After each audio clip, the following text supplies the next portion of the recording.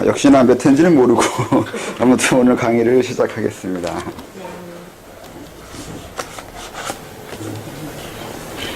강의가 89페이지 첫째 줄부터 할게요.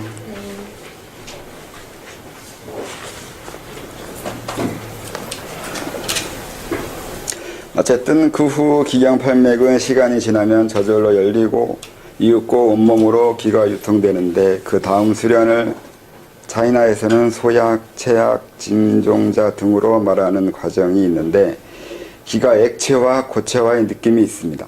이건 중맥이 열리는 것인데 차이나는 이렇게 기의 질감으로 말을 한 것입니다. 인도는 쿤달리니가 열린다고 하죠. 이거 읽은 것 같긴 한데. 그런데 이것은 노력을 안 됩니다. 누군 되고 누구는 안 되는 일이 벌어지는데 여기서부터 자천의 낙우가 있게 됩니다. 이것을 다행히 지나도 대주천이 안 되기도 하며 이것도 천행으로 지나면 금단이 안 되기도 합니다.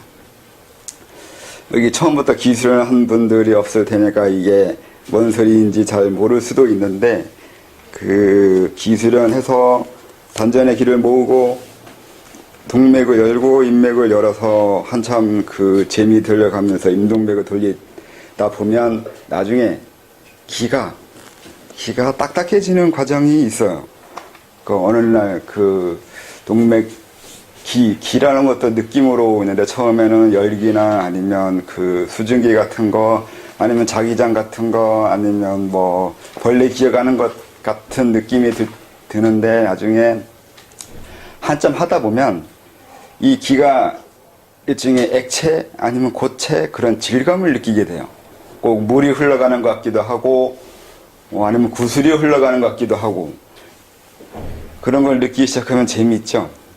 아니면 영화에서도 나오고 그러는데 꼭 살에 벌레가 기어가는 것 같아가지고 상당히 비위가 상하기도 하고 아니면 두렵기도 해요. 이게 잘못된 것 같기도 하고 이게 기인 건지 아니면 이게 그 회충인 건지 그것도 좀 이제 의심나기 시작해요. 진짜 원래 뭔가 꿈틀대거든요. 꿈틀대고 움직이고 그런 것이 돌아다니니까 한두 번도 아니고 지속적으로.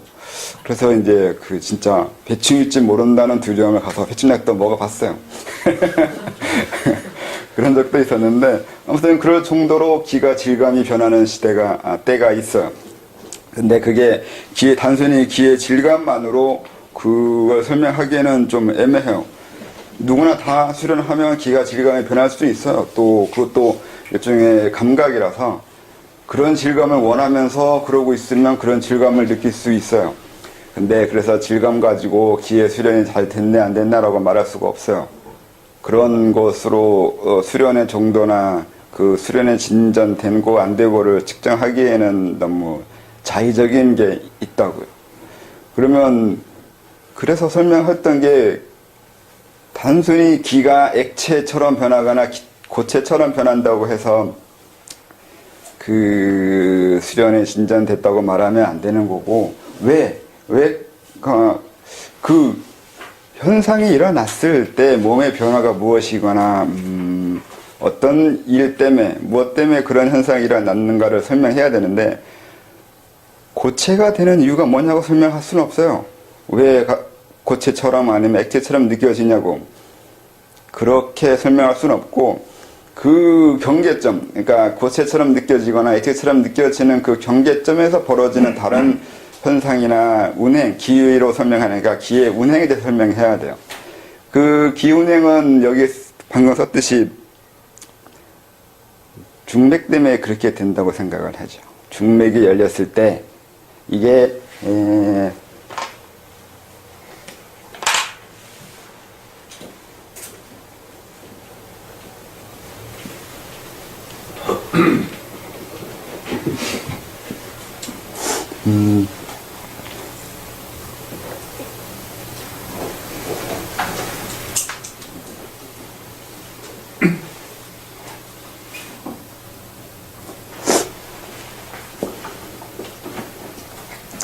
우선 임동맥이 돌아가는 건 알죠?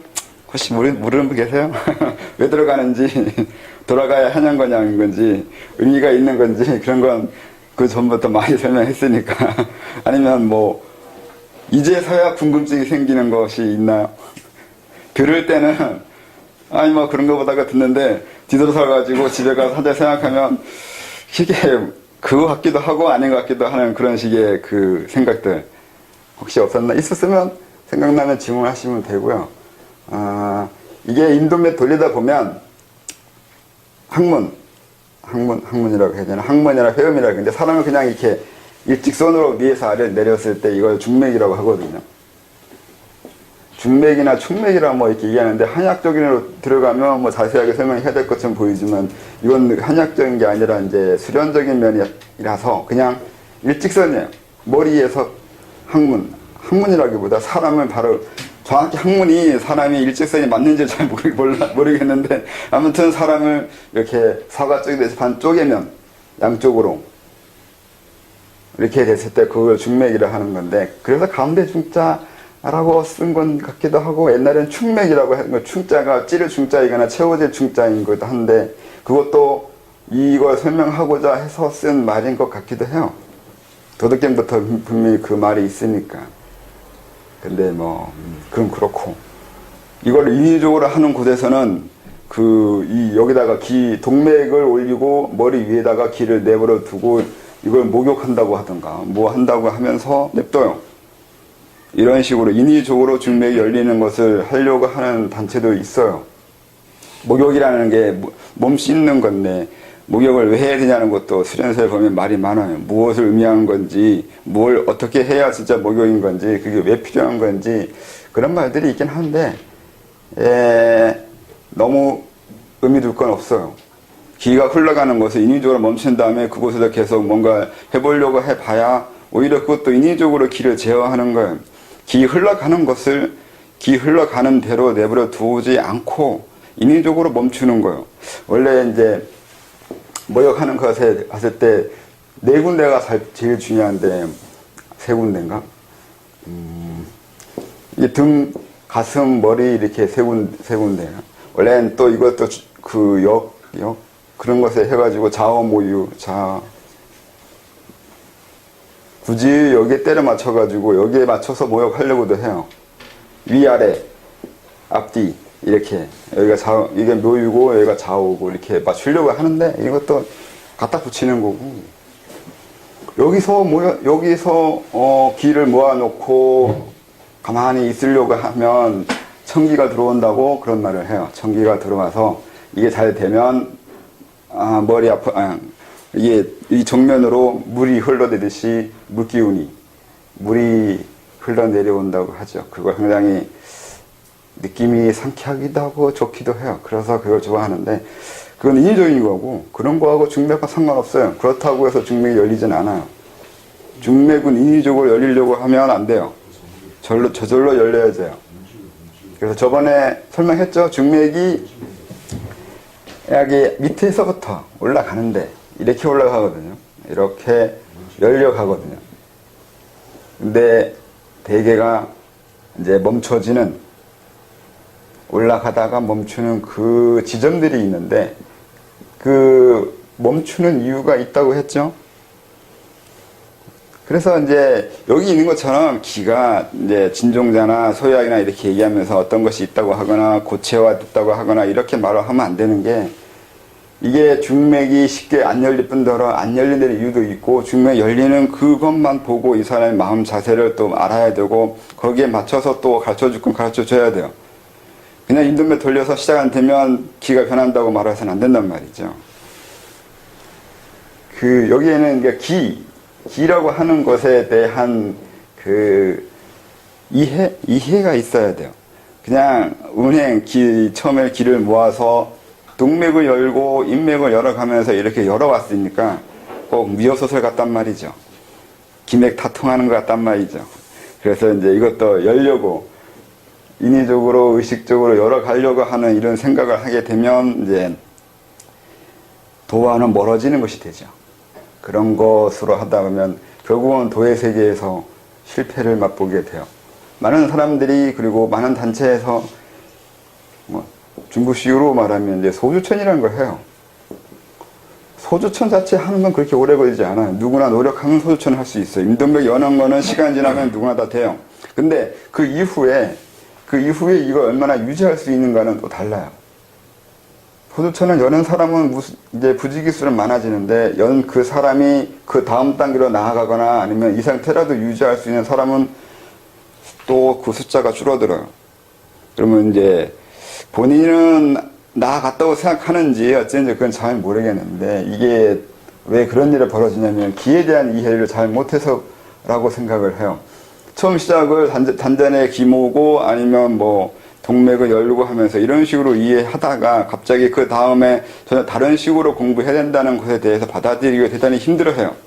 누구나 사람들은 처음에 익숙하게 된 그곳에서 탈피하는 건 굉장히 버거워하죠. 여러분들도 20대, 30대까지 배웠던 그 많은 지식들과 관습, 관례들을 이후에 다시 바꿔야 된다고 했을 때 대부분은 못해요. 절대 못해요. 그런가 아닌가? 그걸 생각해 보셨어요? 지금까지 배웠던 거나 지금까지 했던 것을 다른 걸 바꿔야 된다고 했을 때 그거를 받아들이기가 쉽던가요? 받아들일 수가 없어요. 이거 똑같아요. 처음에 길을 어떻게 들였냐에 따라서 그 다음에 다른 곳을 바꾸려고 한다는 건 이건 심하게 말하면 종기 바꾸는 것과 똑같아요. 관념체계 자체가 바뀐다고요. 관념 자체가 바뀌어야 되는 건데 그 얘기는 종기를 바꾸는 거와 똑같잖아요. 굉장히 버거운 거고 받아들일 수 없는, 본능적으로 받아들이기 어려운 부분이 있단 말이에요. 그 정도로 상당히 큰일이에요. 그래서 수련을 하는 사람은 많이 있는데 그들이 어느 경지를 넘어가지 못하는 사람들이 많은 거, 성공하기 힘든 건 그래서 그래요. 시작하는 거와 나중에 시작하던 대로 하지 말아야 된다는 거야. 말은 장자의 말처럼 뗏목을 건너면 뗏목을 버려야 된다고 하지만 결코 버리지를 못해요. 처음에 목적은 저쪽 피안의 세계 아니면 그 강 건너의 세계가 목적이었다 하지만 배를 타는 순간부터 배 타는 것 자체가 목적이 돼버려요. 배가 재밌거든요. 배 타고 가면 그게 재밌거든요. 흘러가고 그래서 배 안에서 놀다 보면 거기에서 재미있고 그것이 세상에 원래 법칙이 그러한 것 같고 그럼 나중에 배 내리라 그러면 거기서도 거부감을 느끼거든요. 그래서 내리지 못해요. 내렸다 하더라도 다시 올라타요. 배에서 익숙해졌다가 다시 땅에 내려오면 다르잖아요. 땅이 움직이지 않았을 때 움직이다가 배에만 있다가 땅에 내리면 멀미 나요. 땅에 있다가 배에 타도 멀미 나는데 배에 있다가 땅에 내려도 멀미 나요. 그러니까 그걸 거부해 다시 올라가요. 거의 대부분은 그런 과정을 거쳐요. 처음에 자기가 익숙했던 사고방식에 따라서만 하려고 한다고요. 다른 식의 사고방식으로 해야 된다는 그것을 받아들이는 것이 어려운데 여러분도 수련하다가 보면 자기 자신을 발견할 때가 있거나 발견해봐야 돼요. 뭘 발견해야 되냐면 이런 거 발견해야 되는 거예요. 내가 무엇을 배웠고 어떻게 그러니까 배워서 어떻게 생각하고 어떻게 감정이 일어나고 어떻게 행동하는지 그것을 발견해야 되거든요. 자기가 자기를 발견하는 거예요. 그 발견해야 될 모습은 자기가 고착화된 것, 자기라고 만들어진 그것을 발견해야 되는데 발견해야 되는 이유는 바꿔야 되기 때문에 그래요. 왜 바꿔야 되냐면 시작부터 내가 주체적이지 못했어요. 내가 주체적으로 내 자신을 형성시킨 적이 없다고요. 우선 그것부터 생각을 해봐야 돼요. 나라는 게 만들어지는데 이 나라는 게 이유 없이 만들어졌다고요. 아무런 근거도 없고 아무런 이유도 없고 만들어져야 될 만한 딱히 그 무엇이 있었던 것은 아닌데 분명히 내가 있다고요. 거기에 대한 당혹감이라는 것을 느껴봐야 돼요. 혹시 느껴보셨나요? 내가 있어요. 자기가 있다는 것에 대해서 굉장히 이게 말이 안 되는 것인데 이미 내가 있다는 것. 그 부분을 자기가 당연히 있어야 된다고 생각한단 말이죠, 사람들은. 근데 너는 있어도 그만이고 없어도 그만이고 굳이 있어야 될 필요성은 없다는 걸 받아들이는 게 쉽진 않을 거 아니에요. 내가 그렇게 말하면 기분 나쁘겠죠. 넌 별 의미가 없어 이렇게 얘기하면. 근데 그래서 너는 어디에 의미가 있는데 이렇게 하면 어떻게 대답하실 거예요? 뭔 이유로 이 세상에 내가 필요하나? 대부분은 필요 없어요. 나 없어져도 세상은 돌아가고 아무리 회사에서 내가 중요하다 하나도 없어져도 다른 사람 끼워 넣어요. 끼워 넣으려고 인재 발굴하고 있는 거 아니에요? 어디서나 그렇다고요. 그렇게 나라는 의미가 상당히 당혹스러운 거라고요. 어느 날 갑자기 있다고요. 없었으면 좋겠는데. 그런 생각도 하는 사람도 있죠. 내가 없었으면 좋겠다는 사람들. 비관적인 거예요, 이건. 깨달은 게 아니라 그냥 살기 힘들어서, 사는 게 힘들어서 깨달은 사람처럼 이렇게 행동하는 사람도 있어요. 그래서 그런 사람들은 파고 들어가면 더 자기 자신에 대한 집요한 물고 늘어짐이 있죠. 오히려 더 무서워요, 그런 사람들이. 깨달은 척 하는 사람들이 더 무서워. 그래서 이 중맥을 열기가 어려운 것이 그래서 그래요. 기로 수련하는 사람들은 뭐든지 기로 이해한단 말이죠. 이 얘기는 여러분들이 그 어떤 것을 사고할 때 주로 사고하는 기준이라는 게 있다는 거예요. 네? 항상 어떤 사건이 터지거나 어떤 상황에 내가 처했을 때 주로 생각하는 기준이라는 게 있어요. 가치 기준이라고 하면 주로 생각하는 가치 기준이라는 게 있다고요. 여러분이 생각하는 가치 기준, 주로 생각하는 가치 기준, 그것을 찾아내야 된다는 거죠.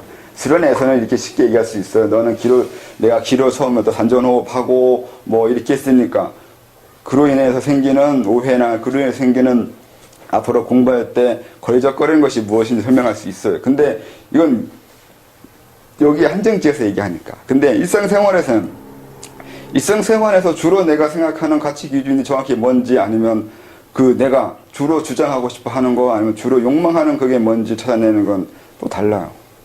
그래서 이것만 한다고 해서 내가 기로 인해 잘못된 기개념으로 인해서 뭔가 중맥이 잘 안 들린다고 해서 나중에 뭐 기의 개념 바꾸면 되겠자고 기개념 바꾼다고 해서 되지는 않아요. 중요한 건 이제 그것보다 더 어려운 것이 기라는 거죠. 생활이라는 게 있어요. 생활.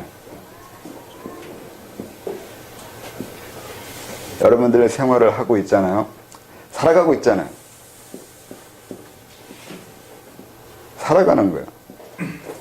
이 살아가는 것을, 살아가는 게 무형인가 유형인가요?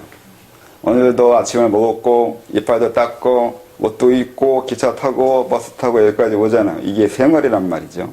생활인데 이게 무형이에요, 유형이에요?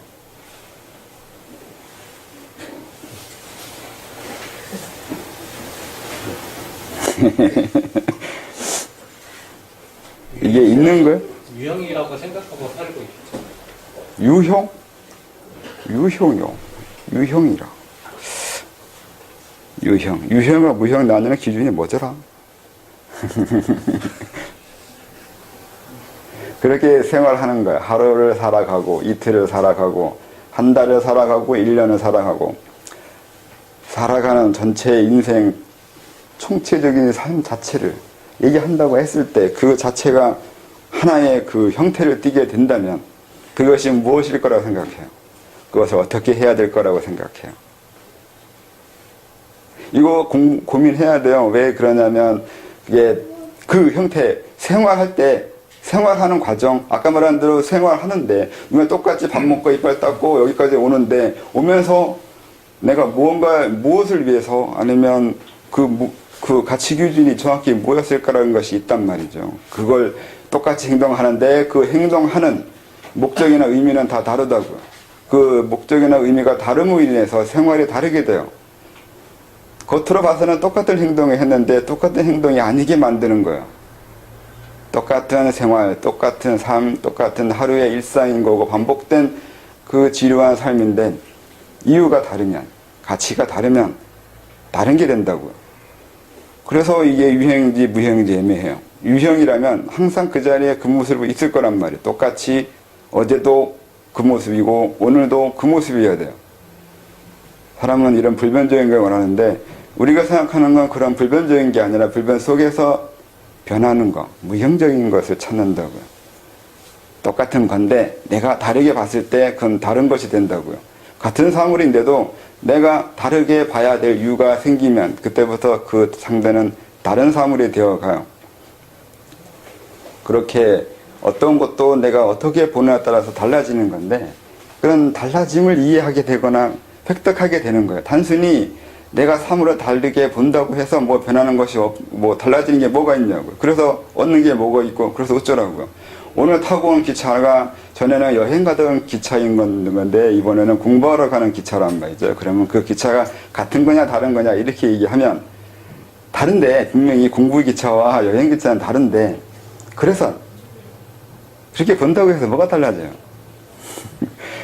이제 그래서 도땅 쪽에서는 이제 그걸 설명하는 거죠. 달라지는 게 그렇게 해서 의미만 다르게 본다고 해서 끝나는 것이 아니라 그렇게 보며 살아가는 그 사람이 되어 가는 거예요.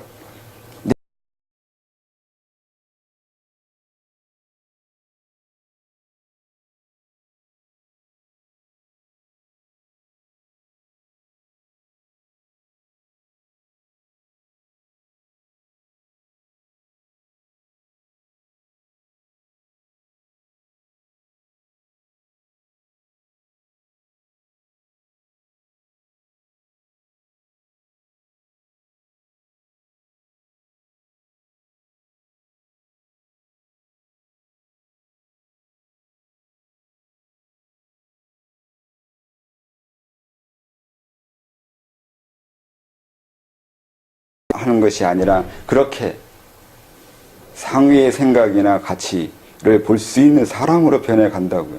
다른 사람이 보지 못하는 의미를 볼 수 있는 사람이 되어가는 거고, 또 다른 사람이 생활하지 않는 것을 이해하게 되는 거. 생활을 이해한다가 아니고 다른 사람과 다른 삶을 살게 되는 거예요.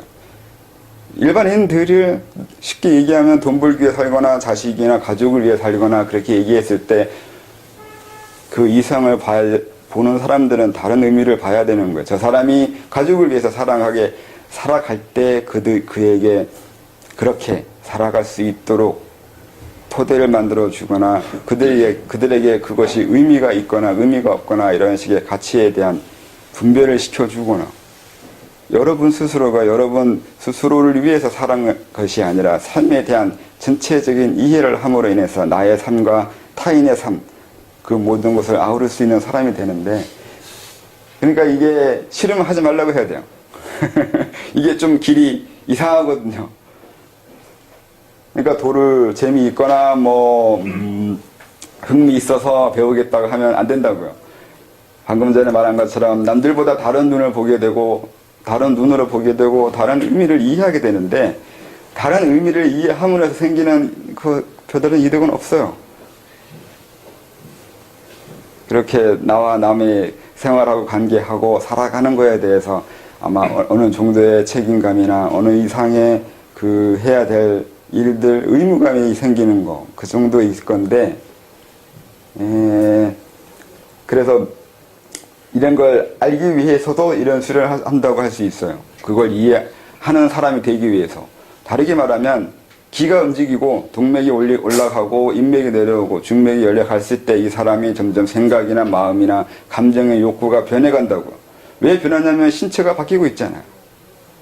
기를 느끼는 사람이었다가 못 느끼는 사람이었다가, 아니면 기가 어느 경맥이 움직인다는 거, 열린다는 거, 그 경맥을 내 의미로 할 수 있다는 거, 이런 건 분명히 사람이 변해가고 있어요. 사람이 변해가고 있는데, 변해가는 궁극은 그거라고요. 내가 그런 더 나은 사람이 되어가는, 더 나은 욕구와 욕망과 생각이 일어나게 하게 만드는 그 사람이 되는 거예요.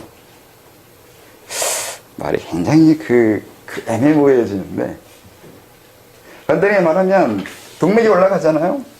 이걸 동맥이 올라가게 만드는 사람이 있어요. 그러니까 인위적으로 기를 운행시킬 수 있는 사람이요. 독자를 어떻게 쓰던가 한마디로. 아무튼 한글 하면 이게 독자가 있는데, 감독할 독자가 돼요. 남성적인 의미가 있어요. 제어하고 감독하고 내 임의로 그것을 통제하려고 하는 힘을 말해요.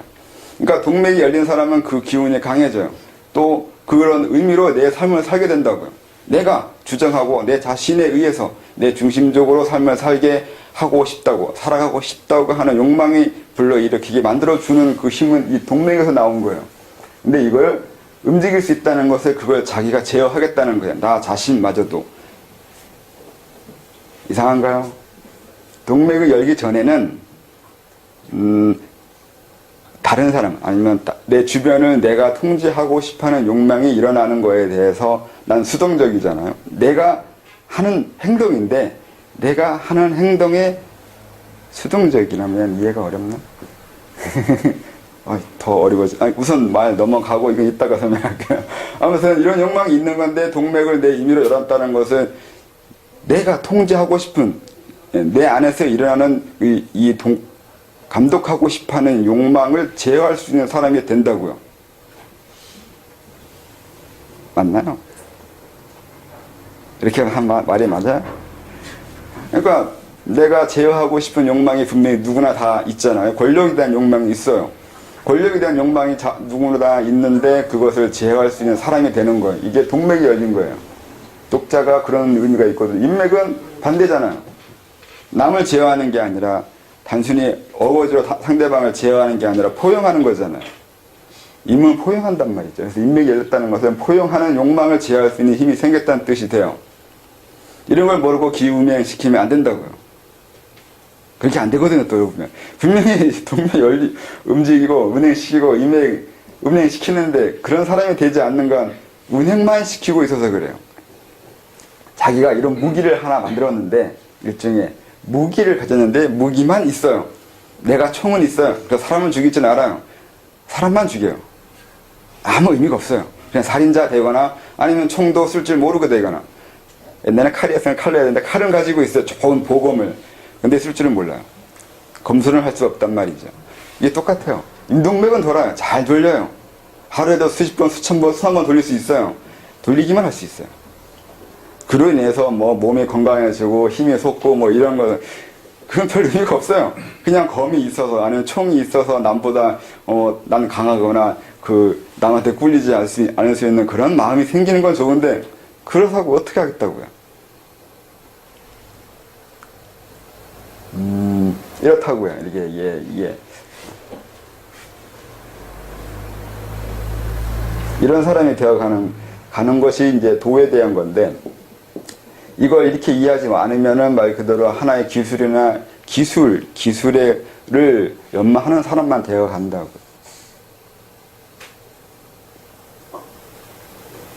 그래서 이런 식으로 사고하는 방법을 바꿔야 된다는 거죠. 그렇지 않고서는 이 중맥이 열어가는 과정을 겪을 수가 없어요. 이걸 이제 다르게 얘기하면 깨달으라는 얘기가 쉽게 얘기하면. 깨닫지 못하면 수련은 안 된다고요. 깨달음이 뭐냐면 우선 너부터 발견해보라고요. 네가 있더냐 이렇게 되는 거예요. 그렇게 시작해야 된단 말이죠. 그러면 나 있는 거하고 기윤회에 뭔 상관이 있냐면 이렇게 된다고요. 이래서 그걸 알아야 된다고. 또 이상한 건 나 있는 거하고 동맥, 인맥하고 어떻게 그 관계되냐고요. 이게 이런 게 있어요. 원래는 진도를 저거 책을 읽으면서 또 해야 되는데 성격상 그게 안 되네. 이제 뭐라 하려고 했더라. 밥 먹는 걸로 하면 내가 밥을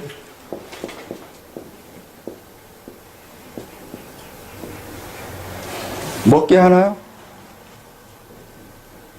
내가 밥을 먹게 해요? 아니면 그냥 밥을 먹어요? 어떻게 생각해요? 아니면 다른 것도 오늘 뭐 차 타고 가서 내가 나를 차 타게 만들어요? 아니면 그냥 차를 타고 있어요? 차를 타게 해요? 어떻게 해요? 생각보다 사람들이 자기를 대상화시키는 것에 익숙하거든요. 그렇게 가르쳤어요, 이 세상에. 지금 우리나라가. 자기를 대상화시켜요. 밥 먹어야지. 그러면 나를 밥 먹게 해야 된다는 거예요? 아니면 밥 먹는 곳으로 이렇게 애매한가? 내가 날 다루고 있는 것처럼 이렇게 사고하지 않아요?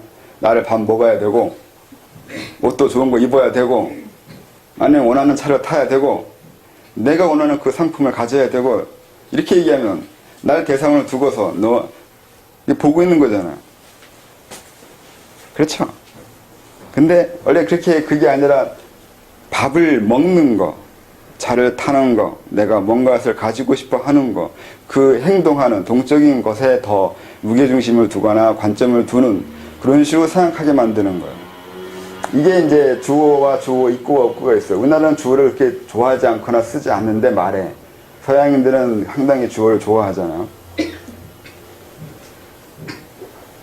그 차이가 있는 거예요. 우리는 옛날부터 사람들이 내가 날 다룬다고 하는 것으로 생각하게 하지 않고 그냥 하는 것 자체에 의미를 두게 하는 거예요. 에? 이해해요?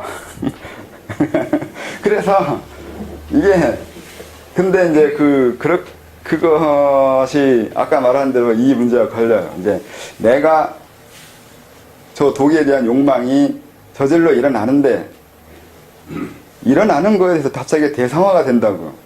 대상화 됐는지도 잘 모르겠는데 내가 누군가를 제어하고 싶어 하거나 어떤 상황을 감독하고 싶어 하는 사람이었던가 아니었던가, 얼마나 내가 그런 사람이었던가 아니었던가를 생각하게 만드는 거예요. 그전에는 이제 원래 이런 일상생활에서는 자기를 대상화하는 것은 익숙해져 버렸는데, 근데 정말로 이걸 대놓고 아니면 인위적으로 아니면 그 의식적으로 자기를 대상으로 보면서 내가 지금 무엇을 하고 있고 왜 이걸 하고 싶어 하는지를 고민하면서 자기를 성찰하는 거예요. 이건 또 익숙치 않아요. 우리는 이미 어느 정도 자기를 대상화시키고 있는데도 자기를 대상화시키고 있었다는 것 자체도 이해하지 못하는 사람도 많아요. 네? 이건 서양인들이 처음에 발견했죠. 자기를 대상화시킨다는 거예요. 동양에서는 그런 생각을 그렇게 많이 하지 않은 것처럼 나오잖아요. 서양인들은 이 부분 상당히 민감해요. 내가 내 자신을 대상화시킬 수 있냐 없냐고요. 자기가 자기를 타자화시킬 수 있는지 없는지. 이미 어느 정도 자기를 타자화시키고 있는데도 그게 얼마나 어느 정도까지 자기를 타자화시킬 수 있는가가 있단 말이죠. 완벽하게 남으로 볼 수 있는 거냐 그러면 그건 분명히 안 돼. 어느 정도는 된단 말이죠. 그거요. 근데 그게 이 기수련 시작할 때 그 문제가 걸린다고요. 왜냐면 갑자기 몸 안에서 내가 이해할 수 없는 그 어떤 움직임이나 활동이나 힘이 있다고요. 그걸 어떤 사람은 거부하는 경우가 많아요. 내가 통제할 수 없는 그 무언가가 내 안에 있게 됐을 때, 잘못하면 이걸 빙이라고 생각하거든요. 기를. 몸에서 뭐가 움직여요. 아까 말한 대로 회충이라고 생각하는 거 똑같아요. 아니면 회충은 그나마 나은 거예요. 갑자기 몸 안에서 어떤 것이 움직이고 뭔가 하고 싶게 만들고 욕구 일으키게 만든다고. 감정도 불안하게 만든다고. 이게. 이 기가. 단순히 몸에 움직이는 그 어떤 물질이 아니에요. 감정과 욕구를 일으켜요. 이게. 그러니까 이거에 대해서 거부감을 느끼거나 불편하게 여기는 사람들이 자기가 자기를 아니면 약간의 정신적인 질환을 일으킨 경우가 많아요. 피해의식인데 누군가가 자기를 아니면 그 무언가가 자기를 제 마음대로 하려고 한다고 생각하면서 정신과 치료 받는 사람도 많이 있어요. 이게 그냥 내가 나를 조금 더 대상화시켜주는 그 과정이었을 뿐인 건데 그걸 기로 한 거라고요. 기라는 걸로 자기를 대상화시키는 걸 연습한다고요. 내 안에 내가 통제하지 않아도 되는 것들이 있다고요. 자기 심장은 자기가 통제하지도 않으면서 그 왜 갑자기 다른 것이 내 안에 있다고 해서 그게 크게 문제가 되는 건지 잘 모르겠는데 문제가 돼요. 어떤 사람에게 따라서는. 자기가 자기를 상당히 완벽하게 제어하고 통제하면서 살아간다고 생각하는 것 같아요. 여러분들은 여러분 자신을 어디까지 통제하시나? 통제한다는 것이 뭔지는 알고 있었던가? 얘기가 상당히 중구만 방이네.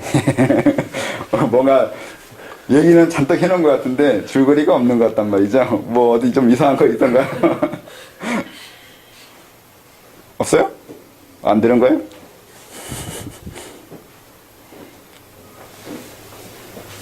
정리를 해야 되나? 어떻게 정리해야 되나? 어쩌다가 이렇게 말이 하나씩 나갔을까?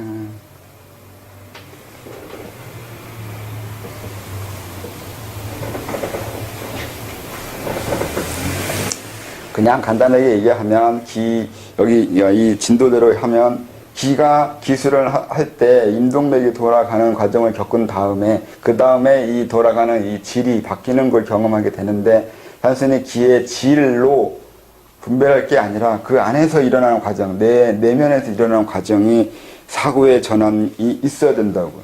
욕망의 전환이 있어서 기가 바뀌는 건데 단순히 또 이렇게 설명하는 것에 만족하지 못해서 제가 또 뭐 하고 싶었냐면 기라는 게 우리 생활이라고요. 생활이고 삶이고 또 욕망이나 생각 이런 모르는 것의 하나의 총체적인 거라고요. 기는 이거라고 딱 정의 내리기가 어려운데 감정도 아니고 욕구도 아니고 생각도 아니에요. 또 감정이기도 하고 욕구이기도 하고 생각이기도 해요. 그리고 내 생활 전체라고요. 이게 기예요. 왜 기냐면 내가 삶을 보는 방법에 따라서 내가 삶을 보는 관점에 따라서 내 행동이나 생각이 바뀔 거기 때문에 그래요. 그런 것도 그래서 내 기에 포함시켜야 된다고 내 자신에게. 내가 오늘 타고 왔던 기차를 보는 내 관점이요. 이 관점만, 이건 생각이니까 내 거잖아요. 관점만 내 거가 아니라 그 보는 기차, 또 걸어갈 때 내 신체의 상태, 기차 타러 가고, 아니면 옆자리에 있는 사람, 아니면 기차 자체의 쾌, 불쾌, 그 여러 가지 다양한 것들 전체적으로 나의 일부고 나 자신이라고요. 자기 몸 안에 있는 것만 자기 자신으로 보지 말고 자기가 관계하고 생각하고 욕구하는 대상들, 사물들, 그 전체적인 거, 그리고 그런 과정이요. 그 전체 자체를 자기 자신으로 이해해야 된다고요. 내외를 넘어가는 거죠, 이렇게 되면. 자기 신체 안만 자기가 아니라 외부도 자기 거라고요. 자기 거라고 하면 소유 개념인데, 자기의 일부 아니면 자기도 아닌 그 전체적인 아우름이라고요. 그렇게 생각을 해야 내가 이게 이고 올라가는 거예요. 이고 올라가는 과정을 더 잘하게 할 수 있다고요. 왜냐면 이게 단순히 임동맥에서 끝나는 게 아니라 이게 외부로 나가는 거란 말이죠. 나갔을 때 이렇게 그 자석에 나오는 자석 보는 것처럼 이렇게 현상이 일어나요. 몸 안에서 바깥으로 이 기운이 나가면 무슨 현상이 일어나냐면 바깥에 있는 게 외부하고 나와의 교류가 밀접해져요. 이 바깥에 있는 사물들이 꼭 내 것 같단 말이죠. 내 소유가 아니라 상당히 느낌이 달라지게 돼요. 완전히 나와 격리된 대상이었다가 격리된 대상이 상당히 모호해지는 감각으로 또는 그 느낌으로 오게 된다고요.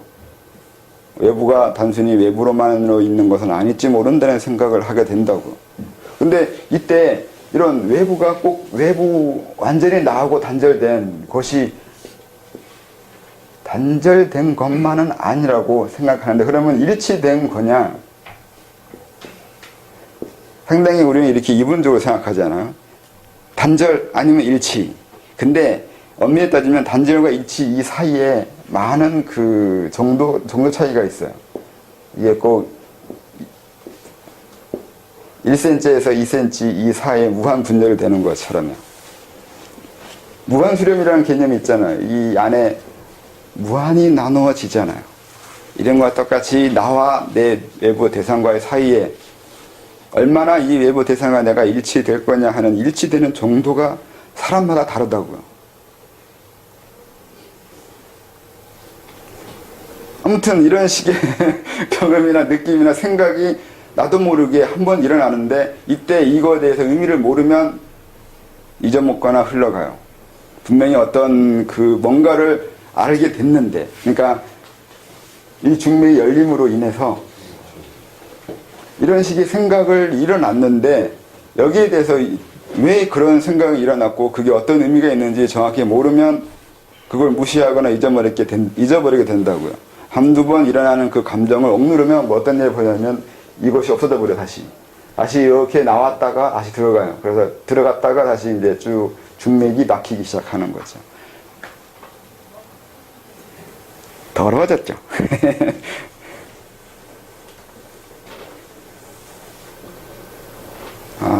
어떻게 정리해야 이게 깔끔하게 정리가 되는지 나도 모르겠는데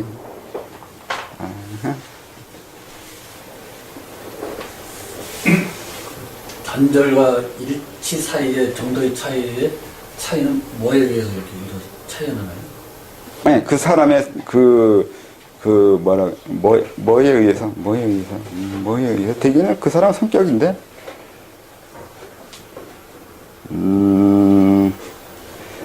성격이라고 해야 되나? 어떻게 설명해야 되나?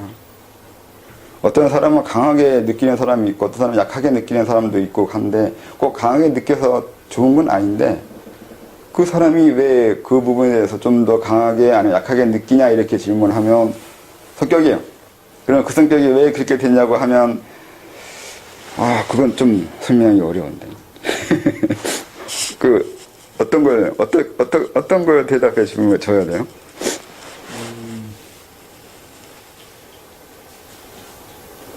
외부와의 교류를 생각할 때, 예를 들면 그 인식의 범위를, 예를 들면 이런 공간을 생각한다든지, 아니면 더 넓은 공간을 생각한다든지, 그런 거에 혹시 연관이 있을까 해서 질문을 드렸던 건데. 그게 이제 심리적으로 아니면 감정적으로 느끼는 사람도 있고, 이성적으로 느끼는 사람도 있어요. 감정적으로 느끼면 말 그대로 일종의 그 각성처럼 비슷한 얘기를 하는 사람들이 있잖아요. 세상이 나인 것 같고, 내가 세상인 것 같고, 이 우주와 내가 하나가 된다는 걸 경험할 때 이런 식의 이제 이상한 허풍이나 그런 게 나오는데, 그게 이제 이런 과정을 겪는 것이라서 완전히 허풍은 아닌데 지나친 건 사실인 거죠. 그냥 조금만 내 외부만 느껴도 자기가 이 세상과 하나 된 것처럼 말을 하는데, 그냥 엄밀하게 말을 해주면 이만큼 느꼈다고 말해줄 수 있어요. 그건 이것이 어디까지 나가는지가 있거든요. 사람마다 있어요. 그것도 볼 수 있어요. 그래서 이걸 가르쳐 줘야 되기도 해요. 갑자기 어느 날 어떤 사람이 자기가 어느 날 이 지구도 넘고 우주로 나와가지고 우주와 하나가 되는 걸 경험했다고 이렇게 얘기한다고요. 그러면 이게 보면 딱 나가는 그 지점이 있어요. 그 정도, 그러니까 이러이러하게 해서 몸 외부에 조금 느꼈는데, 그거를 그 정도까지 심리적으로 자기가 느낀 거라고요. 그러면 왜 실제는 이만큼인데 자기는 왜 그 사람은 그렇게 허황되게 상당히 머리에 나갔냐고 이렇게 얘기하면 본인 스스로가 약간의 허영이 있는 거예요. 성격이 그런 사람들이 있어요. 뭐만 느껴도 거기에 과장하고 싶어 하는 사람들이요. 있잖아요. 그런 성격이라고. 그러니까 그런 성격이기 때문에 그것도 아프다 하기는 그렇고, 그러니까 명확하게 가르쳐 줘야 된다면 가르쳐 줘야 되는 거고, 원치 않으면 그렇다고 해야 돼요. 아무리 말해줘도 거절하는 사람도 있어. 그 다음에 이건 심적인 거고요. 그 이성적으로 하는 사람은 이걸 하나의 관념책을 만들어요. 철학을 만든다고요. 왜 내가 이 외부 대상과 관계하는 거예요. 관계하는 것에 대해서 나름대로 하나의 그 체계, 철학 체계를 완성시켜요. 이런 사람도 있어요. 그 다음 누구는 심리적으로 그냥 외부와 그 교류하는 그 묘한 일치감을 신인 합일이든 천인 합일이든 이런 식의 합의를 느꼈는데, 누구는 그것을 하나의 그 관념 아니면 이론적으로 완성시키는 사람도 있어요. 똑같이 느끼는 건 비슷한데 어떻게 반응하고 무엇으로, 이성으로 아니면 감성으로 아니면 그 어떤 다른 곳으로 표현할지는 그 사람의 또 성격이에요. 그래서 여기에도 강도가 있는 거고 또 깊이도 있는 거고 다 다르죠. 근데 그건 되게 아마 성격일 것 같아요. 근데 그런 성격이 일어난 이유는 그렇게 살아온 과정이 있었던 거죠. 자기가 좀 더 크고 강한 걸 느꼈다고 말하고 싶어하는 사람이 또 있고, 아니면 자기가 느낀 것을 좀 비관하거나 별로 이렇게 작은 거라고 말하고 싶어하는 사람도 있고, 이런 면이 있으니까.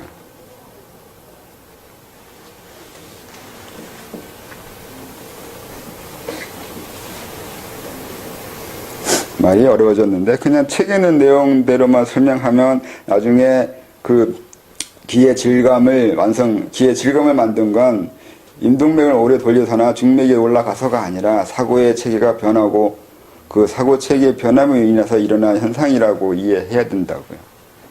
생각이 바뀌어서 기가 바뀌었다고요. 생각이라는 말은 관념 체계예요. 일종의 자기 기준, 가치 기준, 가치관이 바뀌었기 때문에 기가 변했다고요. 그래서 가치관을 바꾸기 위해서는 자기를 발견하고 성찰하고 사물을 보는 하나의 눈이 발견되고 이해되고 삶에 대한 이해가 되고, 이러한 것이 기의 질적 변화를 일으킨다고요. 그게 액체든 고체든. 원래 설명해주고 싶었던 것은 기와 그런 일상생활과의 관련성이었는데 설명이 상당히 어렵네요.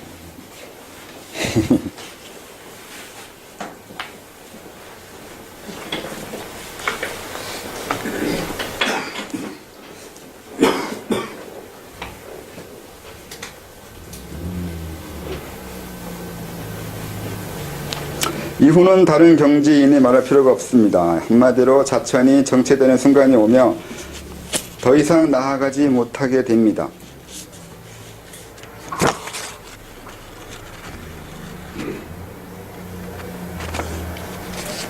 이유가 무엇일까요? 다른 이유도 있습니다만 우선 기의 개념 이해 잘못 때문입니다. 쉽게 기는 마음을 따릅니다. 마음의 크기에 따라 기의 크기도 달라집니다. 기를 이해하고 그 이해한 개념을 마음으로 받아들이는 것이 자천의 성패를 좌우합니다. 솔직히 과거 삼국시대 전후로 기라는 말도 별로 사용하지 않았습니다. 심이나 신으로 말했습니다. 지금과 너무도 다른 개념적 단절을 생각하게 합니다. 그러니 호흡의 방법적 이해도 완전히 다릅니다. 그래서 기의 운행의 경로에 집착하기보다 마음의 변화에 관심을 갖고 임해야 하며 그러면 마음의 일정한 변화가 기로 느껴지는 것이기도 합니다.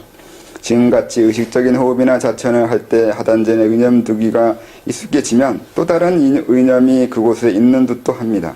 그렇게 약간의 의념 분리가 일어나면 점차적으로 내가 나를 보는 듯하며 내 자신이 나에게 새롭게 다가오는 경험을 합니다. 이거 다 설명했죠, 방금 전에. 다르게 했나? 좀, 이거 삼국시대 이전에 심이나 신으로 얘기했다고 하는 게, 요즘은 기라고 말했을 때 그 기에 대한 생각이 상당히 협소해진 것이 있어요. 예전에는 이게 무슨 뜻이냐면, 지금 사용하는 한문과 한글 차이가 비슷해요. 한문이라고 하면 그게 좀 함축적이잖아요. 그러니까 다양한 해석과 다양한 해석의 여지를 남겨두는 글이잖아요. 근데 한글은 좀 더 명확하다고 해야 되나? 아니면 사실적이라고 해야 되나? 서술적인가? 뭐라고 해야 되는지 모르겠는데 아무튼 한문보다는 덜 함축적이에요. 그러니까 해석의 여지가 좀 적을 수 있어요.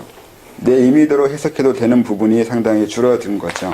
그게 기와 심이라고 하면 그 차이가 비슷해요. 심이라고 하면 상당히 해석의 여지가 많아요. 이렇게 해도 되고 저렇게 해도 되고 그 얘기는 이거 같기도 하고 저거 같기도 하고 또 그 얘기는 이거 아닌 것도 같고 저것도 아니고 이것도 아닌 것이 돼버려요. 그러면 상당히 헷갈리죠.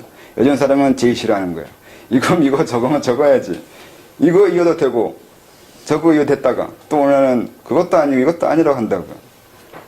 그러니까 심이라고 하고 심을 받아들이라고 하거나 이렇게 하면 잘못 오해하면 남의 마음 받아들이는 것처럼 돼버린다고요. 남의 마음 받아들이면 접신대요.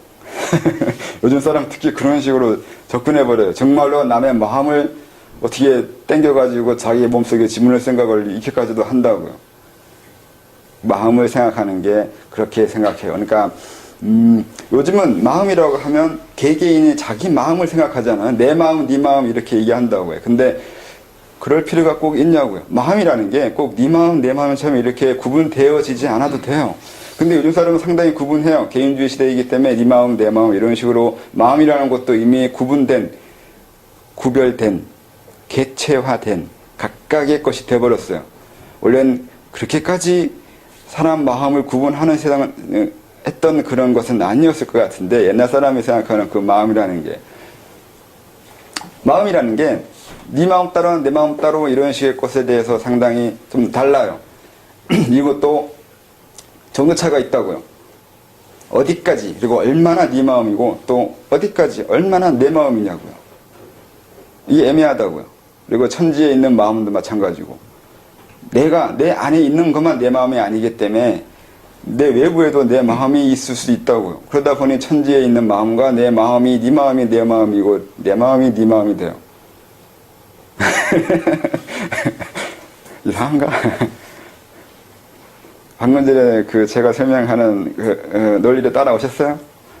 따라왔으면 이상하진 않은데 결론만 얘기하면 분명히 이상해요. 천지 마음이 내 마음이고 내 마음이 네 마음이란 미친 거예요. 요즘 사람은 그렇게 말하면 빙이 된 거예요. 근데 그게 이렇게 마음이라는 것도 자기 욕구 일어나는 거, 아니 그 자기 소유, 자기를 보호하고 자기 방어하고 자기만을 생각했을 때 생겨지는 그걸 가지고 마음이라고 생각하는 게 많다고요. 남과 구별된, 남과 차별된 그것을 마음이라고 한다고요. 다르게 말하면 물질주의, 자본주의의 시대이기 때문에 내가 가지고 있는 거예요. 내가 가지고 있는 통장의 돈의 양, 또는 내 집안에 있는 가구의 양, 내가 가지고 있는 남과 구별된 내 것만이 내 거잖아요. 이걸 마음에도 적용한다고요. 내 안에 있는 욕망, 내가 느껴지는 감정의 정도, 내가 생각하는 지식의 한계, 지식의 양, 배운 기술, 이런 것들 자기 마음이라고 생각한다고요. 내가 가지고 있는 그것을 마음이라고 생각한다고요. 맞아요? 그러니까 마음이라는 것도 쉽게 생각하고 있지만 그게 마음이 쉽게 만들어진 게 아니라 다양한 것들이 그렇게 생각하도록 만들어준 건데 그 많은 요소 중에 하나가 지금의 민주주의와 자본주의 정치체제, 학교에서 배운 다양한 교육, 관념 이런 것들에 의해서 형성된 거라고요. 여러분도 또 다르게 얘기하면 마음을 본 적도 없고 만든 적도 없고 가진 적도 없어요. 그냥 다른 사람들이 이런 걸 마음으로 쓰니까 나도 따라 그걸 마음이라고 생각하고 쓰고 있어요. 그래서 옛날 사람들이 만약에 이제 마음으로 공부한다고 얘기하면 요즘 사람들이 어떻게 이해할까? 옛날 사람은 어떻게 이해하고 이미 마음이라는 개념이 달라졌는데 서로 딴 데 보고 있는 거 아닌가요? 서로 이해하는 게 너무 다른 거지. 그래서 이제 그렇게 설명할 수가 없어요. 옛날 사람들처럼 설명해 줄 수 없어요. 그래서 요즘 사람들한테는 좀 더 어려웠거나 좀 더 쉽거나 간단하게 설명해 줄 거와 구분해야 될 게 너무 많아요.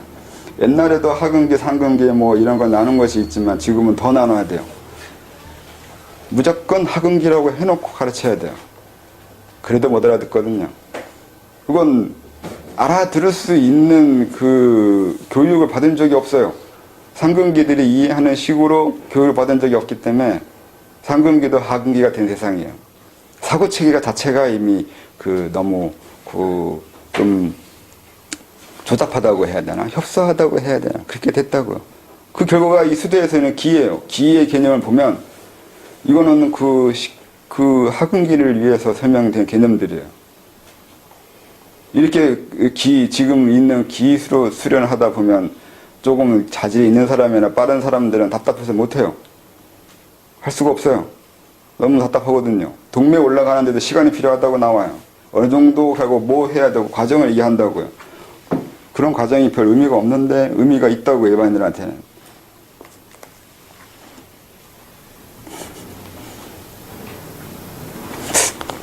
넘어가요.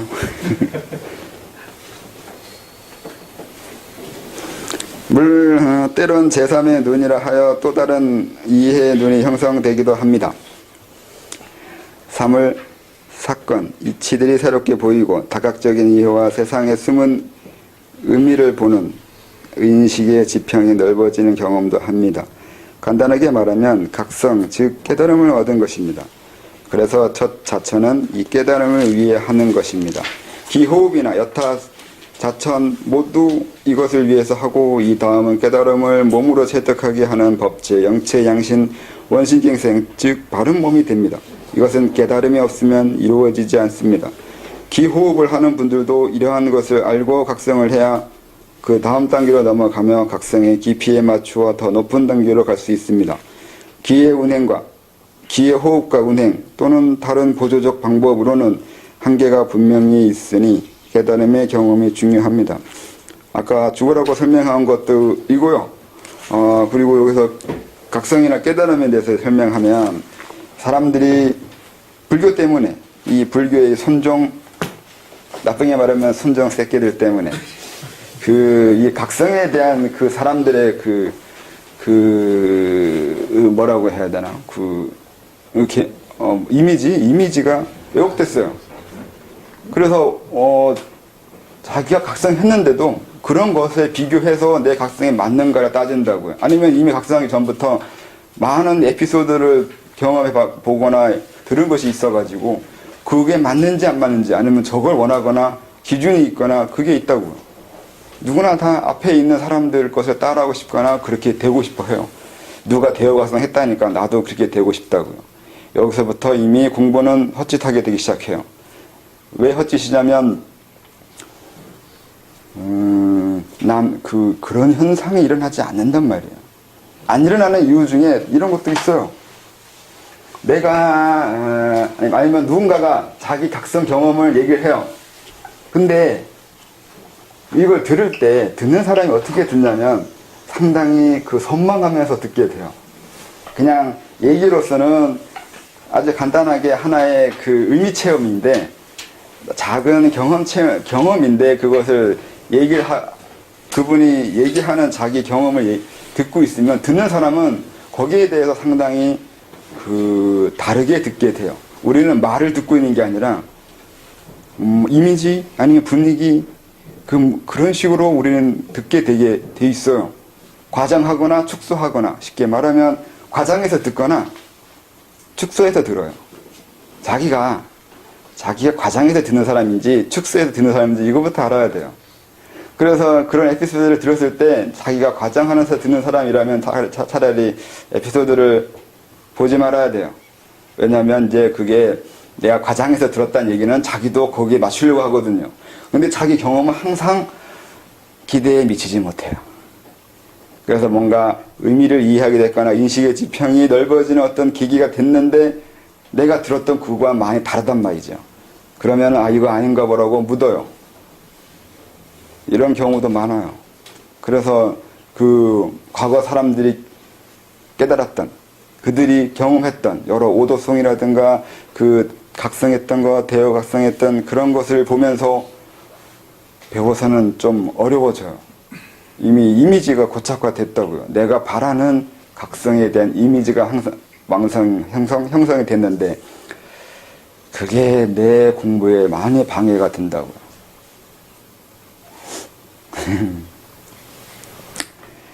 그래서 이제 많은 사람들이 각성에 대해서 오해를 하게 되어 있는데, 각성은 그래서 엄밀하게 따져야 돼요. 엄밀하게 이해하는 부분이 있어야 돼요. 그냥 하나의 의미를 이해하는 거와 비슷해요. 공부하다 보면 학교 다닐 때 경험한 건 그거잖아요. 그러니까 열심히 공부했는데 내 공부가 나아지는지 안 나가는지 알 수가 없어요.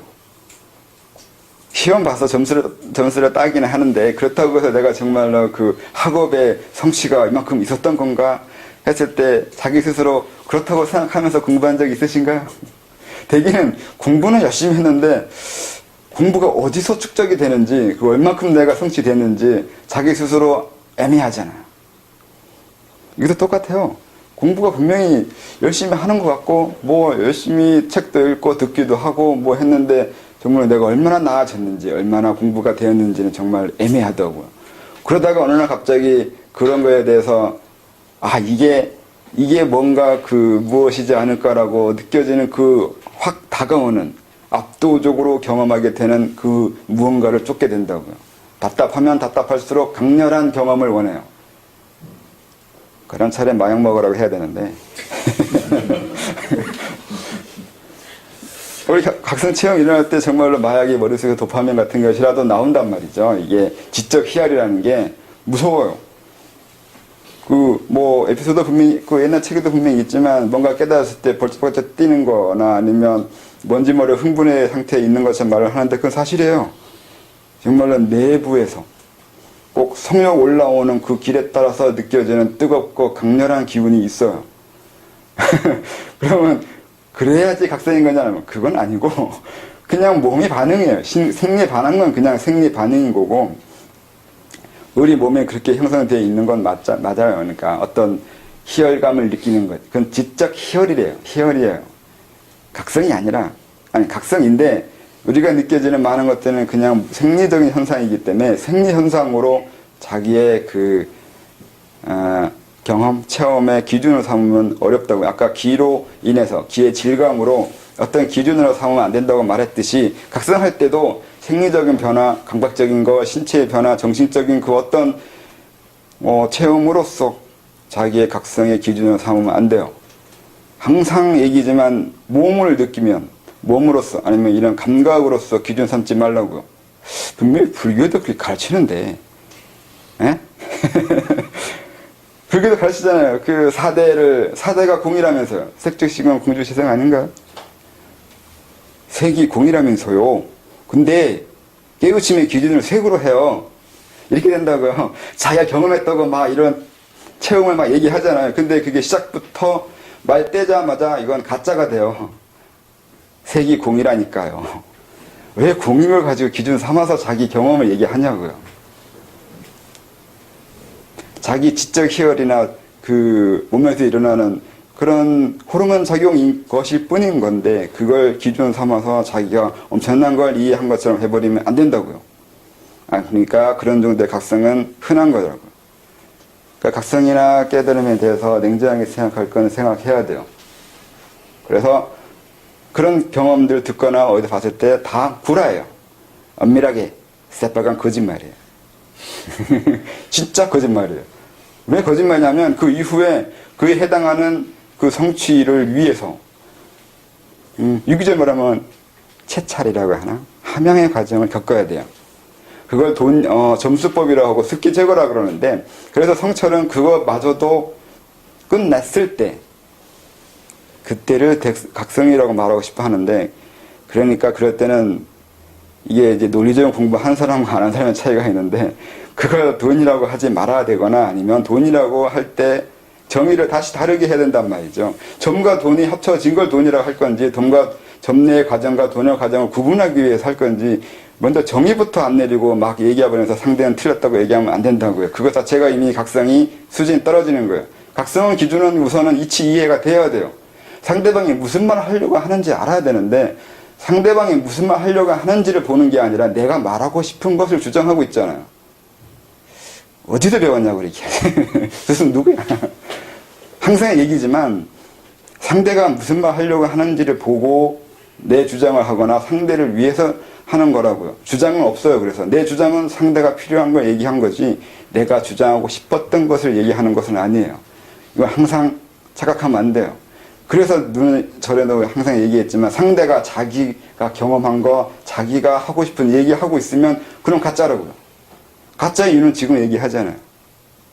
뭘 깨달았길래 그러게 네 생각을 얘기하냐고요. 내 말을 들어달라고요. 너 깨달았으면 내 얘기를 들어야지 왜 네 얘기를 하냐고요. 그러면 안 된다고요. 그런 깨달음이 아니에요. 차라리 비트켄슈타인보다 못한 것이 돼버려요. 먼저 말하기 전에 네 말부터 정의하라고요. 이것도 모르고 어떻게 각성이라고 말을 해요.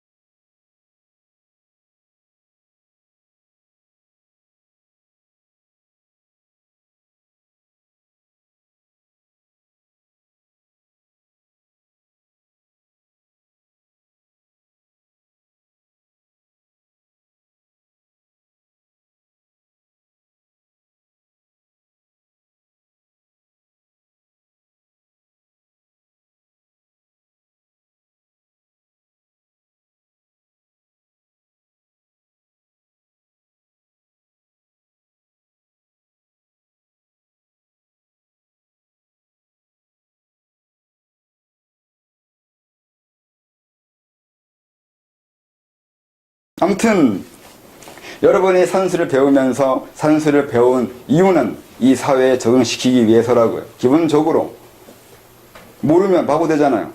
그게 모르는 거하고 바보하고 아무 관계 없거든요. 관계 없는데 그 정도도 이해 못하면 지적 능력에 문제가 있다고 평가하는 게 있겠죠.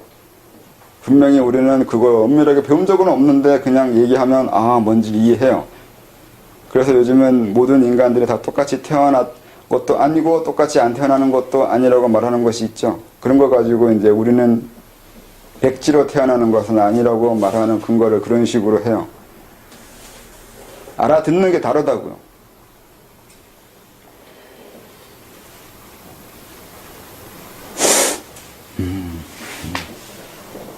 그러니까 자기가 각성에 대해서 이렇게 황당하게 생각할 게 아니라 지나가는, 아니면 오늘 느껴지는 생각, 오늘 보게 되는 감정, 이런 거에 대해서 흘려넘기지 말고 의미를 이해하시려고 애써야 된다고요.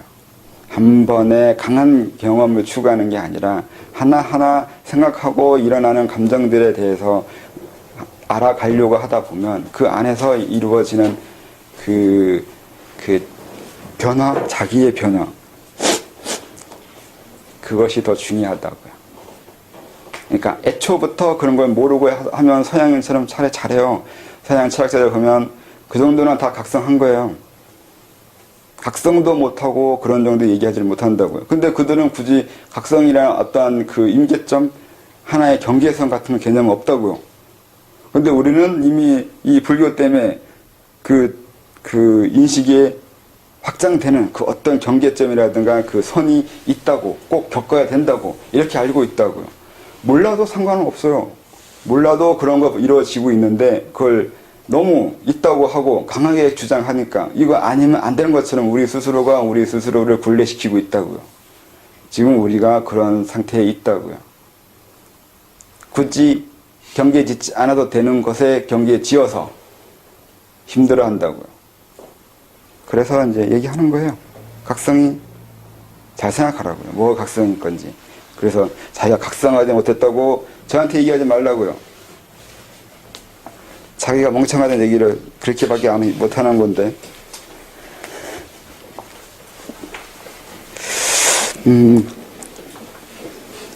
정리하면 이렇습니다. 호흡 수련을 합니다. 그리고 마음을 보고 단전을 보며 그와 함께 깨달음을 추구합니다. 그래서 다양한 서적들, 즉 철학, 사회과학, 유교, 불교, 도교, 경전, 소설, 시 가리지 않고 읽으며 세상을 보고 내 마음을 보는 방법을 알아갑니다. 그러니까 세상을 보고 내 마음을 보는 방법을 알아가야 돼요. 이게 또 중요해요. 세상을 보고 내 마음을 보는 게 아니라 보는 방법을 알아가야 된다고요. 보는 방법이 중요하다고요. 언제까지고 내 마음 어떻다, 내가 이러이러하다, 세상 어떻다, 이런 건 지식이라고요. 지식은 지식에서 끝나요. 지식이 중요하지 않아요. 그냥 지식을 얻어낼 수 있는 자기 자신이 더 중요해요. 중요한 건 사고력인 거지 지식이 아니라고요. 그러니까 항상 사고력, 이 수련은 사고력 훈련이에요. 그래서 논리적인 것도 공부해야 되고, 사고하는 방법, 말하는 방법, 글 쓰는 방법이라도 이런 것도 열심히 공부해요. 옛날에 다 했어요. 그런 거. 글 쓰는 거 열심히 공부했어요.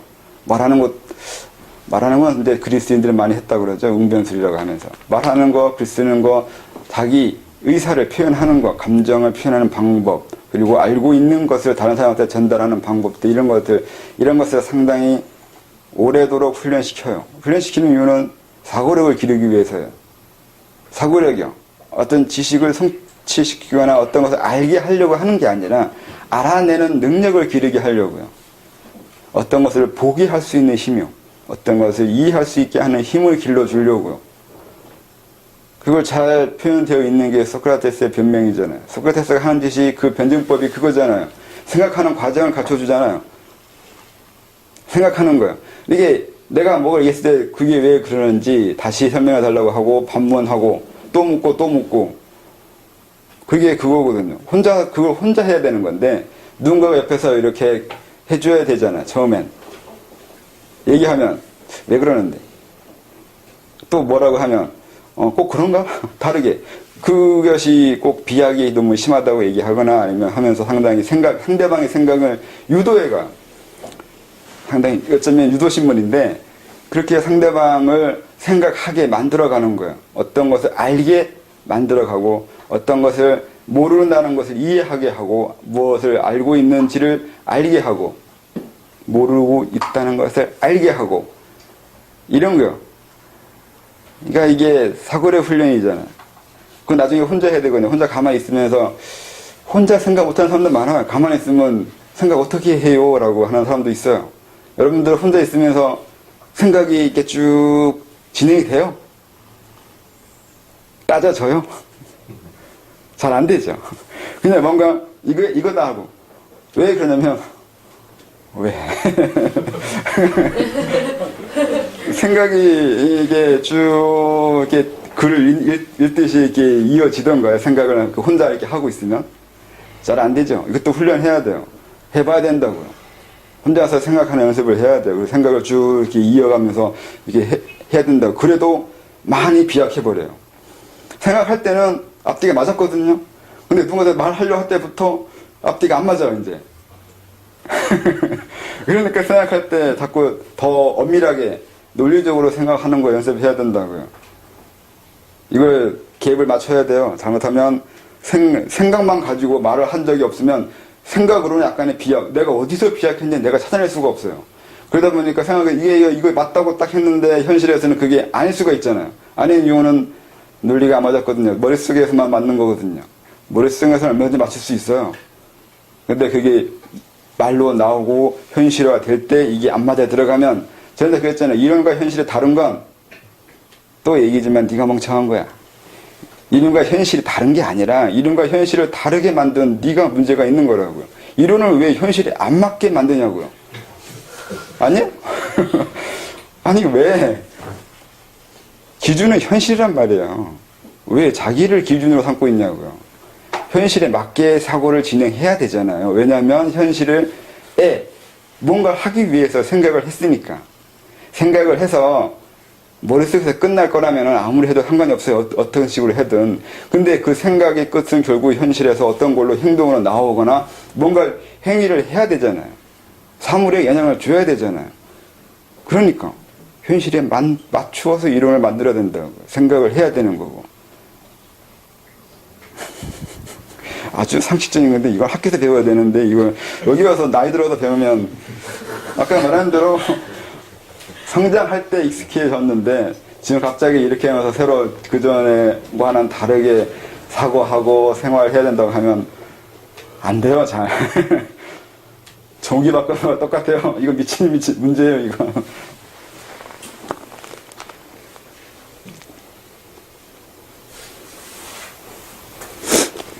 그래서 더 설명하면 사고를 바꾸는 것은 나중에 그것도 되는 거예요. 생을 넘어가고 전화 다른 것으로 넘어가는 것까지도 이해해야 된다고요. 그게 내가 지금 아무리 뭔가 지식을 습득하고 외우고 해도 그것이 한 번에 생을 넘어가거나 아니면 다른 차원, 다른 공간, 다른 세계, 다른 어떤 것에 처했을 때는 도움이 안 된단 말이죠.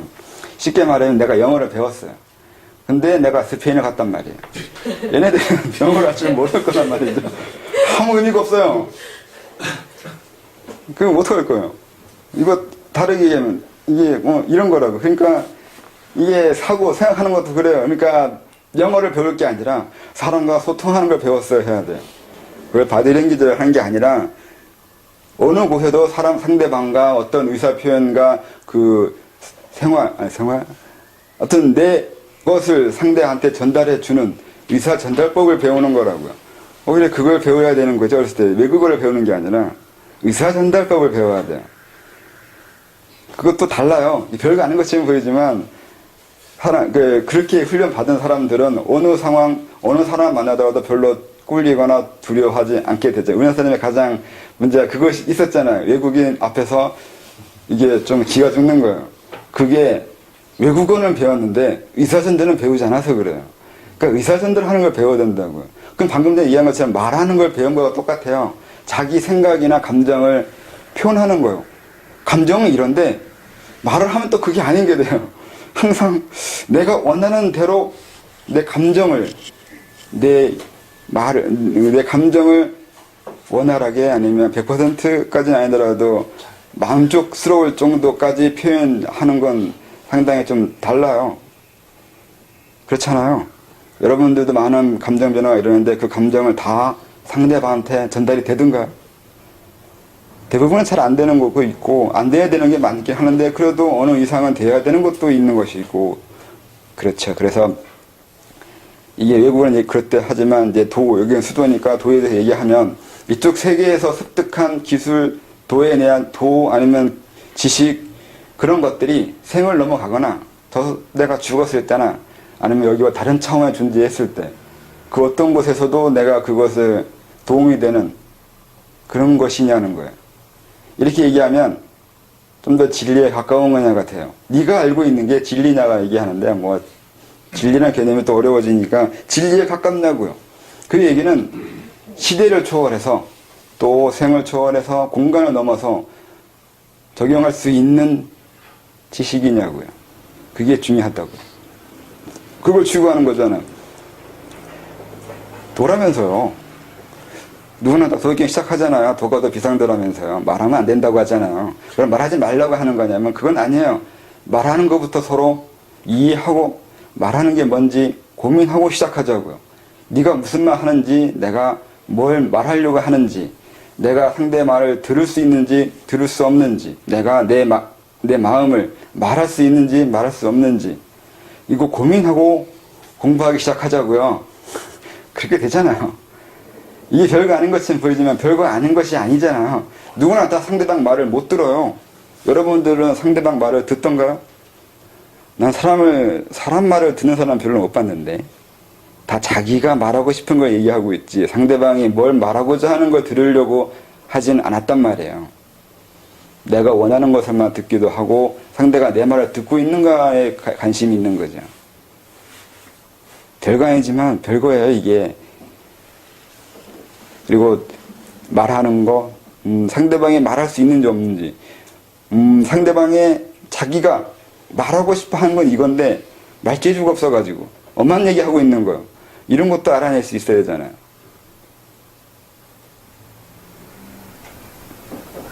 응? 어떻게 또 여기까지 갔을까?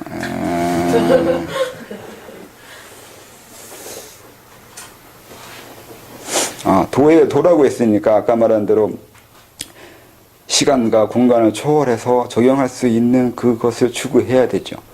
그게 아까 말한 대로 사고력인 거고 내 자신을 순수하게 한다고 하는 것도 있는데 비우는 것도 돼요. 왜 비워야 되냐면 고정관념 안 가지려고요. 선입견 안 가지려고요.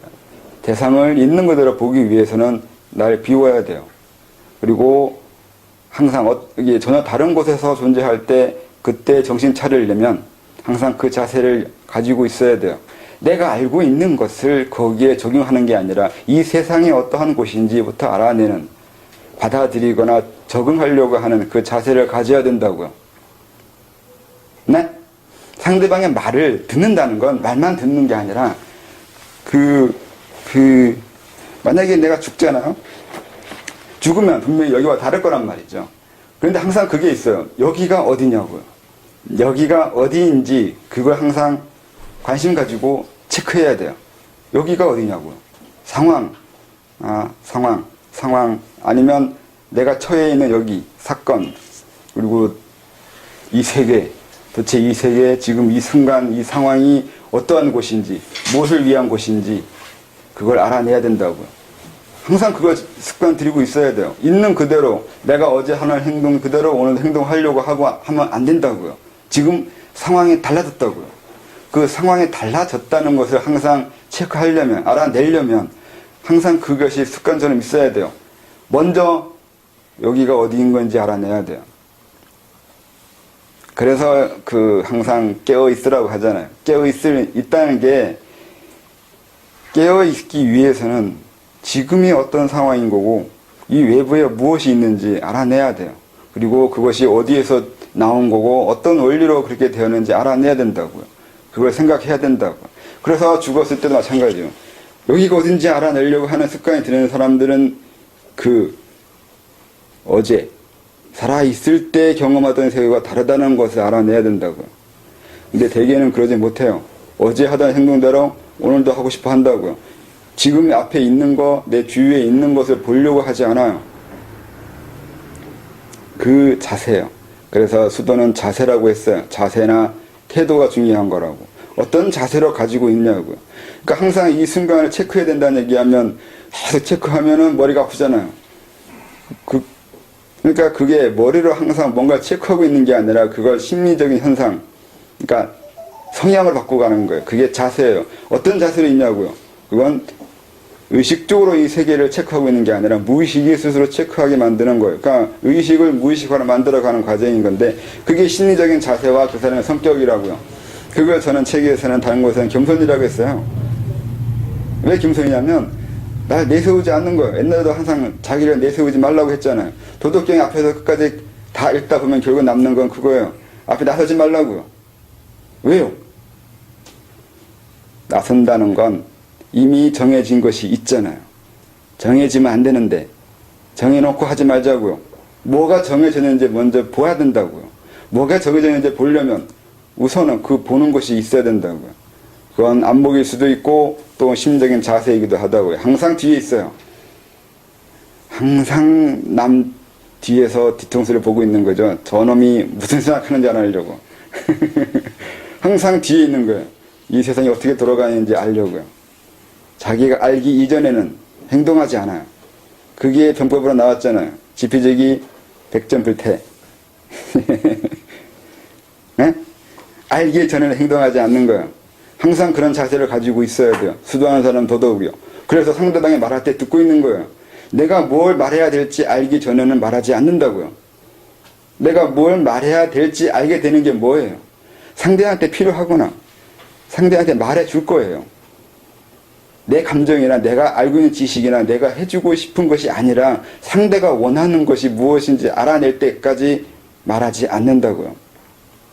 다 똑같은 거예요. 그렇게 시작돼야 돼요. 그래야 항상 어느 상황이든 어느 곳에 가든 여기가 어디인지 내가 무엇을 해야 될 것인지 그걸 알아내야 된다고. 그래서 이것이 사후에서 적용되는 이유는 전에 얘기했잖아요. 그게 존재할 이유가 있어야 존재한다고요. 그러니까 존재할 이유가 있는지 없는지 어떻게 알아요? 그건 내가 그 세계나 그곳에 관찰을 해야 되잖아요. 내가 무엇을 해야 될지 그걸 알아낼 때까지 기다리고 알아내지면 그렇게 움직인다고요. 그래서 보살이라고 했잖아요. 보살은 하와중생이 중요한 건데 왜 중요하냐면 상대가 이 세상이 중생이 날 필요로 한다고요. 날 필요로 하기 전까지는 보살이 아니에요. 누군가가 필요할 때 그때 내가 보살이 돼요. 항상 그런 식이에요. 항상 뒤에 물러나 있다고요. 상황 파악이 되기 전까지는 움직이지 않아요. 많이 넘어갔나?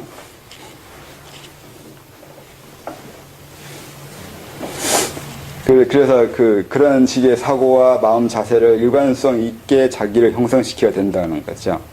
방법이 중요하다고 했으니까 방법만 따지는 것이 아니라 마음도 애초에 그런 자세를 가진 사람이 되어야 돼요. 행동도 그렇게 해야 되고. 그래서 일관성 있게 자기를 만들어 가야 돼요. 말 다르고 행동 다르고 감정 다르면 그게 이상한 거에 돼버리는 거죠. 공부를 체계적으로 못한 것이 되는 거고요. 생각도 그렇게 해야 되고 감정도 그렇게 일어나야 되고 행동도 그렇게 하고 있어야 돼요. 그래야 제대로 된 것이 되죠. 그래서 아까 기술을 한 것도 기가 변해가는 이유가 내 생활, 생각, 감정, 생각들이 변해갔으니까 거기에 맞춰서 기가 변했다고요. 그렇게 서로 일관성 있게 이해해야 된다고요. 그렇지 않으면 기 따로, 기 운행 따로, 느낌 따로, 나 따로, 성취 따로 다 따로가 돼버려요. 그러면 나중에 다 허물어지겠죠. 남는 게 뭐가 남을지는 모르지만 그건 결국은 허물어져요. 가짜가 된다고요.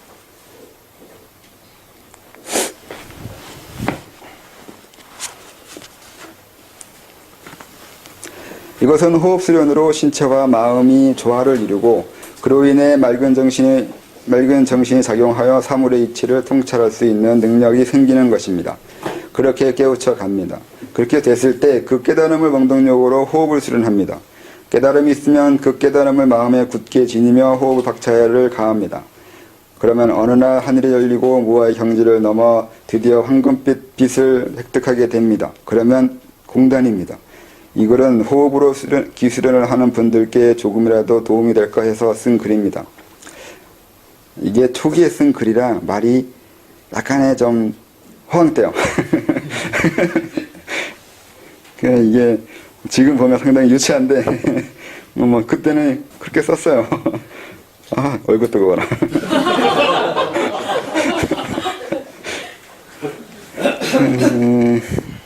호흡할 때 들숨과 날숨은 너무 갖게 하려고 하지 않아도 되며 역시 자연스럽게 되는 것을 지켜보면서 해야 할 것 같습니다.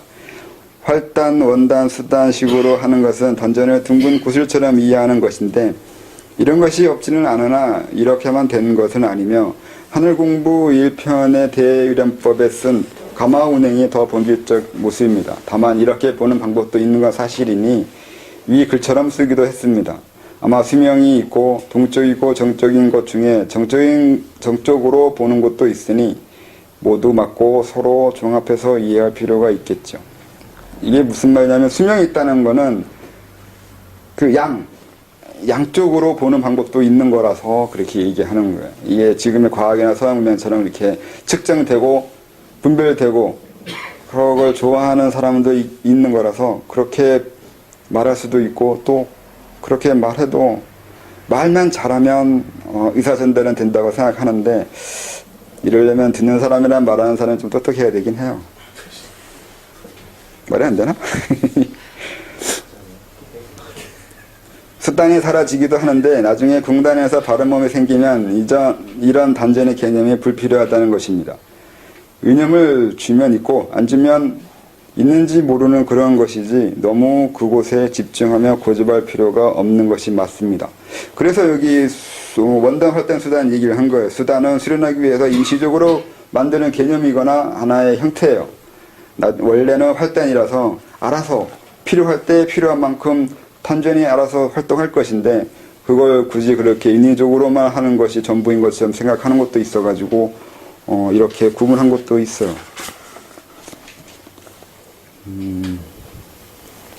부분과 왜냐하면 기의 양이 무의미한 단계가 되기 때문입니다. 부분과 전체가 일치되는 것이 있어서 작은 한 부분이 전체와 일치하는 질과 양의 개념이 있게 되는 것입니다. 이게 말이 왜 이렇게 어렵나?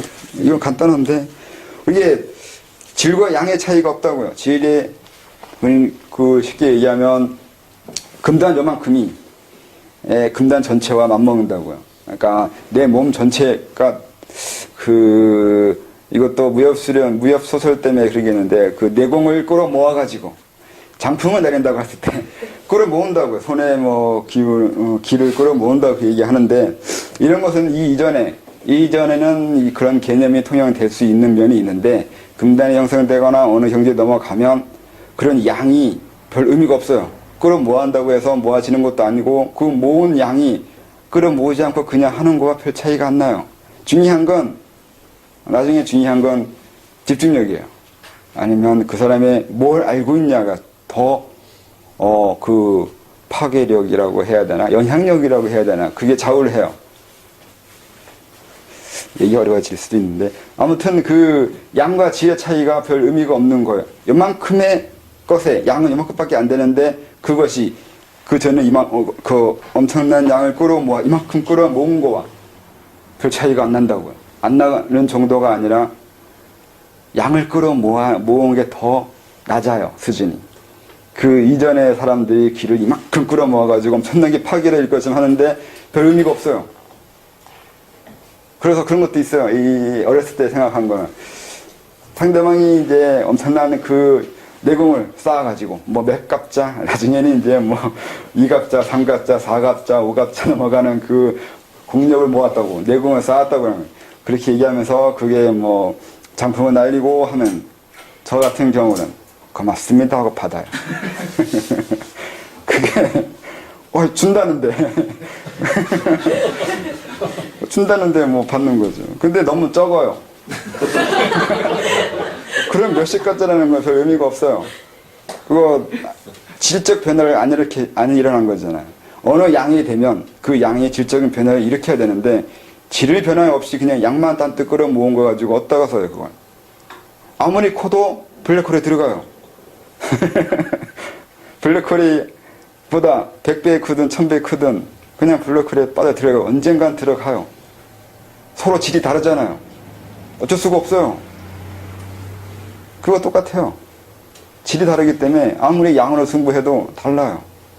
솜을 뭐 산더미처럼 쌓아놔 봐야 불 지르면 끝이에요. 안 그래요? 질이 다른 거라고요. 다른 거기 때문에 양으로 해서 될 문제가 아니에요.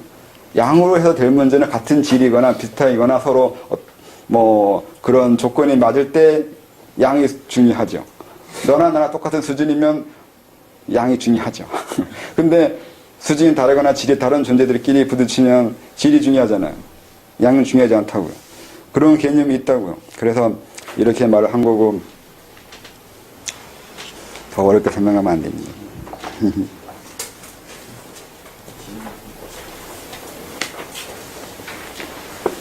아까 지식에 대해서 설명한 거는 그 질이 그 지식이라고요.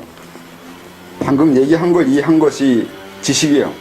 그러니까 상대가 막대한 양의 힘을 끌어모아서 왔을 때 저처럼 생각하면 전 이 지식이 있잖아요. 그래서 이 지식으로 힘을 쓴다고요. 그 얘기는 이게 이렇게 되면 거의 판타지가 되는데 그래도 사고를 이해해서 설명을 하면 싸움이 일어나거나 굳이 싸움이 아니더라도 어떤 일이 있을 때 그건 다른 관점이나 다른 식으로 이해하면 해결되는 것들이 있게 되는 거예요. 누군가가 양으로 들어올 때 그 양에 압도돼가지고 말 그대로 솜이 정말 산더미처럼 있거나 아니면 장풍이라고 하면서 엄청나게 뭐 태양처럼 큰 것을 나한테 때리고 오고 있으면 우선 사람들은 이 아까 말한 대로 감각이나 느낌 그런 것에 좀 경도되거든요. 그래서 그런 몸으로 직접 느끼는 그 강렬함, 압도적인 힘 그런 것에 좌우된다고요. 그런데 제가 얘기했잖아요. 한 발 뒤에 있어야 된다고. 그것이 무엇인지 체크해야 돼요. 어떤 상황인 건지 무엇인지 알아내야 된다고요. 그냥 압도되거나 감정적으로 있으면 안 된다고. 그래서 감정 제어, 그러니까 냉정하거나 마음을 비우라면 그래서 그래요. 비워야 돼요. 자기 마음을, 자기 감정을 냉정하게 유지시킬 수 있어야 된다고요. 그래야 상황 파악을 좀 더 합리적으로 할 수 있어요. 그러니까 수도가 잘못 생각하면 형이상학적이거나 굉장히 판타지이거나 이상한 세계를 추구하는 사람들의 모임처럼 되는데 그게 아니라 결국은 냉정한 가슴을 가지고 상황 파악을 합리적으로 할 수 있는 사람이요. 그런 사람을 기르는 하나의 교육이라고요. 옛날로 말하면 훌륭한 사람 만드는 거예요. 훌륭한 인격을 만드는 것을 교육이라고 했어요. 옛날이요. 옛날 그 흔적을 중국에 있잖아요. 대학, 중용 이런 게 옛날 공부의 흔적들인데 거기에 뭘 가르치고 있는 건데 경물치지는 삶을 파악하는 거잖아요. 중용은 마음을 다스리는 거예요. 뭘 위해서요? 더 나은 세상 아니면 더 나은 파악, 더 나은 사람, 합리적으로 상황과 사건을 이해하고 그걸 사람들한테 적용시킬 수 있는 그런 사람들이 되라고요. 군자가 되라고요. 그렇게 되게 하기 위한 것이 교육이고 그게 도라고요. 그래서 그런 압도적인 힘이 올 때 할 것은 그거라고요. 전혀 질이 다른 방법으로 적용하면 된다고요. 크기만 크고 강렬하기만 하지 별 힘이 없어요. 그럼 너한테는 강렬하게 보인다고요. 나한테는 별 의미가 없네 하면 의미가 없다고요. 줘서 고맙다고 생각하면 줘서 고마운 거예요. 누구도 못 쓰게 에너지를 저기하게 주는데 보관을 시켜야 되잖아요. 날 주기했다고 오는 것이 아니에요. 날 주기했다고 와 봐야 별 의미가 없어요. 날 죽여서 어디다 쓰려고요. 그런 식으로 생각해야 된다고요.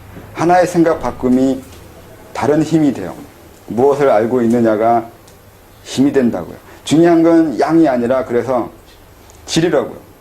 그 어떤 지식을 가지고 있는 것으로 상대한테 접근하느냐가 어떠한 양을 가지고 접근하느냐보다 더 상대한테 두려움을 준다고요. 이상한가요? 해봐요. 나중에 도움되는 날이 와야 될 텐데. 네, 진짜예요. 오예 좀 나중에는 독고다이예요. 혼자 해야 된단 말이죠. 내가 누군가 다 싸우거나 이기거나 뭐 좀 그렇게 하면 그렇게 그렇지만 결국은 그 언젠간 죽을 것이고 여러분들도 얼마 안 남았잖아요. 많아야 몇십 년일 텐데 얼마 안 남았어. 그 죽을 거예요. 그럼 죽으면 저쪽 세계는 그렇게 뭐 따뜻할 세계일 것처럼 생각하지 말아요. 거기 굉장히 냉정해요. 결국 거기서도 파워 게임이에요. 강자가 살아남는다고요. 이기려면 어떻게 해요? 내가 상대보다 아는 게 많아야 돼요. 아는 게 말하려면 아까 말한 대로 어느 공간, 어느 차원, 어느 세계에서도 통용할 수 있는 그 힘을 아니면 그 능력을 가지고 있어야 된다고요. 그러니까 지식이 거기서도 통할 수 있는 지식을 가지고 있어야 된단 말이죠. 이쪽 세계에 살기 위해서는 이쪽 세계에 통하는 지식을 가지고 살고 있는 거는 임시적으로 어쩔 수 없다고 해요. 근데 여기에서만 삶이 끝나는 건 아닐 거란 말이죠. 더 나아갈 것이고 더 시간을 흘러갈 것이고 또 어딘가에 모를 곳에 살게 된다고요. 그럼 거기서는 여기처럼 이렇게 누군가가 뭐 하나 가르쳐주지 않아요. 훈련소라는 것이 없어요. 또 있다 하더라도 그건 지들끼리만 해요. 그러니까 여기서 살아있을 때 획득해 가야 된다고요. 거기 있을 때 그래요. 거기는 마음의 세계이기 때문에 내가 대개는 그렇게 해요. 등치를 크게 하거나 뭔가 빛이 번쩍번쩍거리거나 그렇게 외부적으로 시각이나 감각을 자극시켜서 자기의 모습을 뻥튀기를 한다고요. 다 뻥튀기예요. 허풍이라고요. 이걸 알고 있어야 된다고요. 이걸 알고 있으면 그때부터 눈은 달라져요. 그냥 이걸 알고 있는 것만으로 상대가 거짓으로 몸집을 불리고 있다는 것을 보여진다고요. 진짜예요. 가보시면 알아요. 나중에 도움 될 거예요. 근데 가가지고 까먹으면 소용이 없는 거잖아요. 죄송합니다. 그건 생각 못했네. 까먹으면서 어쩔 수가 없네. 그러니까 기억하고 있으시라고. 그러니까 자세라고 했잖아요. 아까 머리가 하려면 힘들다고요. 일일이 하려고 하는 게 힘드니까 머리로 하는 게 아니라 자세를 가지고 있어야 된다고요. 내가 그런 사람이 되면 된다고요. 그러니까 공부를 머리로 하는 게 아니라 마음으로 하는 거라고 하는 게 그래서 그래요. 그런 욕망과 그런 자세를 가지는 사람이 되면 된다고요. 그럼 살아있을 때도 저 사람 뻥튀기다라고 알고 있으면 가서도 네, 대부분 뻥튀기 아니에요. 사람들이 만나보면 우선은 기싸움 해요. 안 하는지 보이는데 엄청나게 해요. 상대 앞에서 내가 꿀리지 않기 위해서, 기죽지 않기 위해서, 잘난 척하기 위해서 엄청나게 애쓰잖아요. 네, 근데 다 그래서 그렇다면 그렇게 남 앞에서 잘난 척하는 그 자체가 이미 가진 것이 없거나 뭔가 내면에 불안함이 있기 때문이에요. 정말로 가진 게 있고 제대로 된 사람이거나 별로 그런 것에 신경 쓰지 않은 사람일수록 내실이 있는 거죠. 내실이 있으면 겉모습에 신경 안 쓸 텐데 겉모습에 집착할수록 내실은 별로 없다는 것도 된단 말이에요.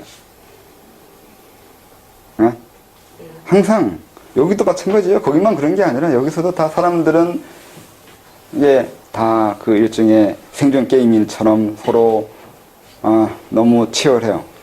근데 거의 대부분은 겉으로 드러나는 거, 나한테 보여주고 있는 거, 말하고 있는 거, 아니면 옷 입고 있는 거, 아니면 세팅 설정해 놓고 있는 자기 그 것들을 빼고 보면 남는 게 별로 없어요. 많은 사람들이. 그렇잖아요. 그대는 뭘 가지고 있나요? 뭘 가지고 있다고 말할 수 있는 것들이 없죠? 뭘 가지고 있다고 말해야 돼요? 돈, 명예, 권력, 스펙, 뭐. 자기가 얘기할 거야. 나 이런 거 가지고 있고, 뭐, 학교는 어디 나왔고, 아니면 집에 뭐가 있고, 뭘. 그거 나보고 어떡하라고. 뭐 주겠다고 얘기하는 거예요? 아니면, 뭐, 어쩌라고요? 근데 대부분 그렇게 얘기해요. 그렇게 뭔가를 자기 꾸미거나 한다면 상당히 그 사람이 그렇게 살아오고 있는 거잖아요. 그러면 상당히 안타깝죠. 그게 그렇게 중요한다, 이 사람한테는. 이 사람 삶에서는 그런 게 그렇게 중요한 거 아니에요. 누구처럼 이게 스파이더맨의 만화에 나오는데 거기에 이렇게 밥에 들 올리면서 보디보디 이게 몸을 키우고 하는 사람한테 이게 스파이더맨이 그래요. 어렸을 때 열등감이 있어가지고 몸으로 저런다고. 어때? 진짜야 아니야?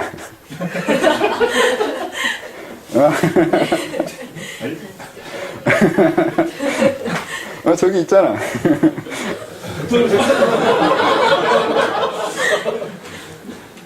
그래서 또 궁금한 거 있어요. 예. 네, 그 제 생활이라는 거 말씀해 주셨잖아요. 그러니까 어쨌든 제가 가지고 있는 거, 제 몸을 하자면은 구미에 우리 집도 이제 제 몸이고, 여기도 바울도 제 몸이고, 선생님도 제 몸이고, 뭐 어쨌든 뭐라고 해야 되지? 저를 생각하게 하니까 제 생각 반경에 대해서 제 몸이라고 저는 생각을 하거든요. 근데 만약에 제 몸이 컵이면요, 이제 이 컵이 위치가 어디냐고 하면은 테이블 위잖아요. 그 테이블 위인데 제가 테이블 위에 있는 거를, 저는 컵인데 테이블 위에 있는 거를 테이블 위에서 보면 제가 테이블 위에 있는 줄 모르잖아요. 네. 아, 모르는 거 맞아요. 그래서 근데 지난번에 선생님이 얘기해 주신 거 그 뭐지, 뭐를 요만하게 만들어가지고 이게에다 쏙 넣어버리면은 아무도 못 찾는다고 그거 얘기해 주신 적 있지 않았어요? 그러니까 뭔가, 네? 그러니까 그거를, 그런 방법이 있다는 걸 알아야지 이제 그렇게 숨은 거를 찾는데, 그런 방법이 있는 줄 모르면은 그냥 못 찾는다고. 그러니까 아는 것도 이제 힘이라고 그렇게 말씀해 주신 게 있었는데, 그러면은 그게 그러면 그런 식의 얘가, 그러니까 컵이 저면요, 테이블이란 게 있는 게 알아야지 이제 내가 테이블 위에 있구나 이렇게 하는데, 테이블이란 게 테이블이란 게 있는 게 모르면은 내가 테이블에 위에 있는지 땅바닥에 있는지 모르는 거잖아요. 그러면 사고력을 이제 나는 컵이다라고 딱 생각하고 내가 컵인 것을 이제 내가 컵인 거를 알면은 테이블 위에 있는 것도 보이는 거예요? 아니요. 테이블에 관심이 없는 거예요. 관심이 없어요. 자기가 알 수 있는 정도 내에서만 아는 거예요.